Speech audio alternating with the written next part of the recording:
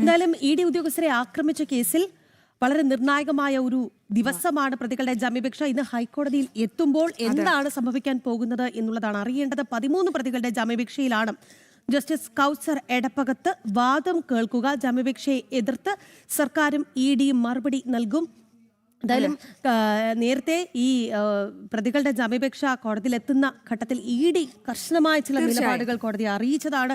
എന്താണ് സംഭവിച്ചത്? ഈ പ്രതികളെ പുറത്തിറക്കിയാൽ അത് മറ്റ് ഇ ഡി ഉദ്യോഗസ്ഥരുടെ ജീവന് പോലും ആപത്താണ് എന്നുള്ള ഒരു നിലപാട് ഇ ഡി ഉദ്യോഗസ്ഥർ കോടതിയെ അറിയിച്ചതാണ്. ജിജീഷ് പറയും, ഇന്ന് കോടതിയിൽ ഇവരുടെ ജാമ്യാപേക്ഷകൾ എത്തുമ്പോൾ എപ്പോഴേക്കും കോടതി പരിഗണിക്കും? വിവരങ്ങൾ.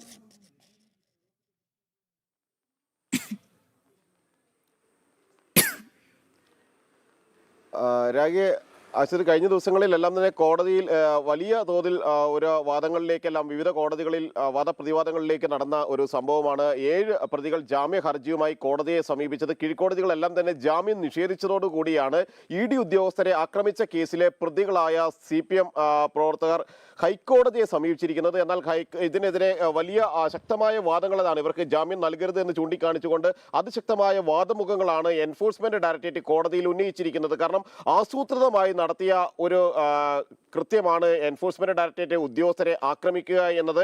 അവരുടെ മനോവീര്യം തകർക്കുക, അന്വേഷണം തടസ്സപ്പെടുത്തുക എന്ന ഉദ്ദേശത്തോടു കൂടിയാണ് ഇത്തരത്തിൽ CPM പ്രവർത്തകരായ പ്രതികൾ ഇ ഡി ഉദ്യോഗസ്ഥരെ പിണറായി വിജയന്റെ, മുൻ മുഖ്യമന്ത്രി, നിലവിലെ പ്രതിപക്ഷ നേതാവ് പിണറായി വിജയന്റെ തിരുവനന്തപുരത്തെ വാടക വീട്ടിൽ റെയ്ഡ് നടത്തിയ മകൾ ടി വീണയുമായി ബന്ധപ്പെട്ട കേസിൽ, മാസപ്പടി കേസിൽ റെയ്ഡ് നടത്തി ഇറങ്ങുമ്പോൾ ആക്രമണം നടത്തിയത് ആസൂത്രിതമായിരുന്നു എന്നാണ് എൻഫോഴ്സ്മെന്റ് ഡയറക്ടറേറ്റ് ചൂണ്ടിക്കാണിക്കുന്നത്. എന്നാൽ തങ്ങളെ കസ്റ്റഡിയിൽ വയ്ക്കേണ്ട കാര്യം ഇനിയുമില്ല, അന്വേഷണം പൂർത്തിയായിട്ടുണ്ട്, ഇതുമായി ബന്ധപ്പെട്ട അന്വേഷണങ്ങളെല്ലാം പൂർത്തിയായിട്ടുണ്ട്, 70 ദിവസത്തിലധികമായി ജയിലിൽ തുടരുകയാണ് എന്ന കാര്യം ചൂണ്ടിക്കാണിച്ചുകൊണ്ടാണ് 7 പ്രതികൾ ഹൈക്കോടതിയെ സമീപിച്ചതും. ആ കേസാണ് ഇന്ന് ഹൈക്കോടതിയുടെ പരിഗണനയ്ക്ക് വരികയും ചെയ്യുന്നത്.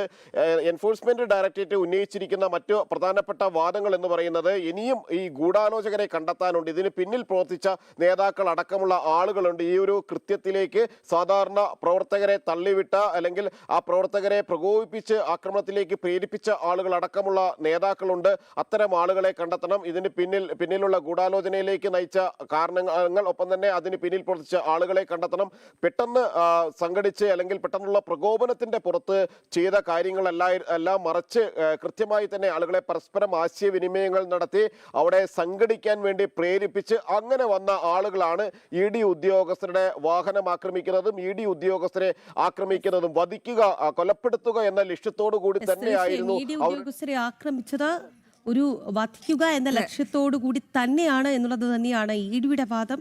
ഒപ്പം തന്നെ ജാമ്യം നൽകൂ എന്നാണ് അവർ ആവശ്യപ്പെടുന്നത്. എന്തായാലും ജാമ്യാപേക്ഷ എതിർത്തുകൊണ്ട് നിർണായക വിവരങ്ങളാണ് ഇപ്പോൾ ഇ ഡി നിലപാടുകൾ ഇ ഡി ഉദ്യോഗസ്ഥർ അവിടെ കോടതിയിൽ അറിയിക്കും. അക്കാര്യം യാതൊരു സംശയവുമില്ലാത്ത കാര്യം. നേരത്തെ തന്നെ ഇത്തരം ഹർജികൾ കോടതിയുടെ മുൻപാകെ എത്തിയപ്പോൾ ഇ ഡി കൃത്യമായ ഒരു നിലപാട് വിശദീകരിച്ചതാണ്.